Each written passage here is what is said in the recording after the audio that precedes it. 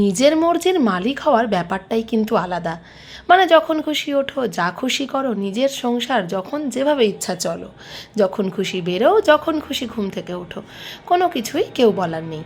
আর অন্যকে খুশি করার ব্যর্থ প্রচেষ্টা ছেড়ে এবার আমি মন দিয়েছি শুধুমাত্র নিজেকে খুশি করার এবং নিজের জন্য সময় দেওয়ার।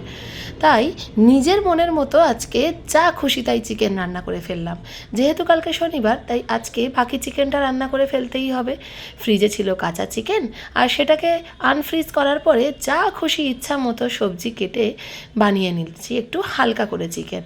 আমি এর জন্য বিশেষ কিছু খাটবো না, কারণ অলরেডি আজকে আমার ডিউটি আছে। তো মানে তাড়াতাড়ি যতটা সম্ভব রান্নাটা শেষ করে ফেললে আমি কাজগুলো গুছিয়ে নিয়ে ডিউটির জন্য রেডি হতে পারবো।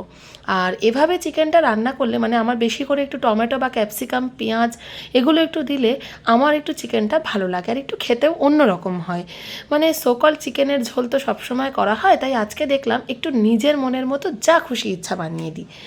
আর মানে এভাবে নিজের মনের মতো একটুখানি কষিয়ে টষিয়ে, ও বাবা, কথা বলতে বলতে দেখি হলুদটাই শেষ অবধি দিতে ভুলে গিয়েছিলাম। আর তারপরে ভালো মতো কষিয়ে যখন দেখলাম বেশ ভালো করে রঙটা ধরে গেছে, দিলাম সব রান্নায় জলটা ঢেলে, ঈষদ উষ্ণ গরম জল ঢেলে, আর ওপর দিয়ে আরেকটু নুন আর কাঁচা লঙ্কা চেরা দিলাম। দিয়ে ঝোলটা একটু ঘন হলেই গরম মশলা দিয়ে নামিয়ে দিলাম। ওমা, এসে দেখি আমাদের ছোট্ট পাখিটি বসে বসে জোরে জোরে উচ্চারণ করে নাম্বারস লিখছে। আমি তো দেখে খুব খুশি। আর তেমনই হয়েছিল, যেমন খুশি তেমন চিকেনের রান্নাটা। খেতে হয়েছিল অপূর্ব, একদম হলফ করে বলতে পারি।